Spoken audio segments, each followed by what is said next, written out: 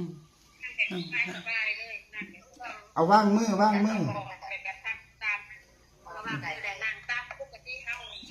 นั่งสบายนี่ทีเลี้ยงเสียมันดีอย่างอยู่นะค่ะแม่ชีดิดเบิ่งไปน้ำได้บ่ได้แม่ชีดิดกำหนดเบิ่งไปน้ำ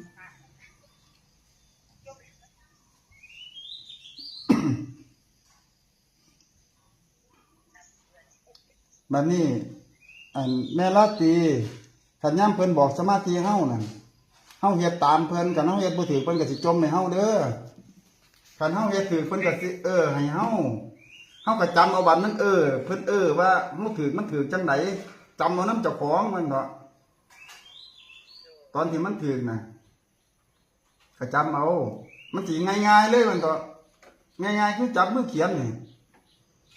ว่าแต่จะมื่นตาเด้อเอารับตาลุ่มดีๆเฮ็ดเลยมันเข้าเดียวเนี่ยไม่ได้โดนเนี่ย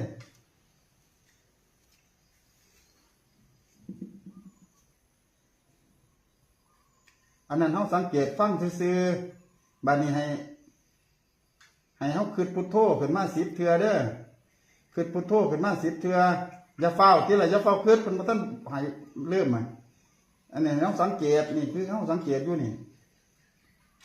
บัดนี้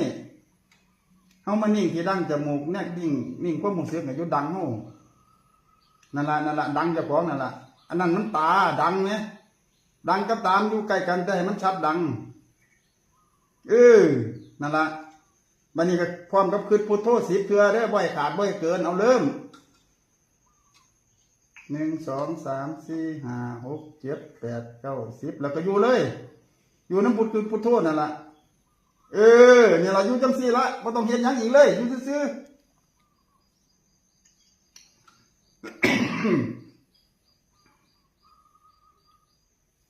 ๆตาเต้นสร้างมันเด้อ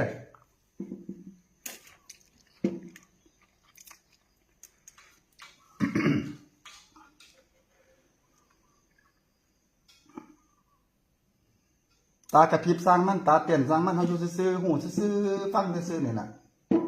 เป็นฟังผู้ฟังหูผู้หูฟังผู้ฟังซื่ออย่าเฝ้าคิดอีหยังขึ้นมาวันก่อนอยู่ซื่อๆเลยบ่ต้องหยังอยู่จังซั่นล่ะอยู่ถึกแล้ววันก่อน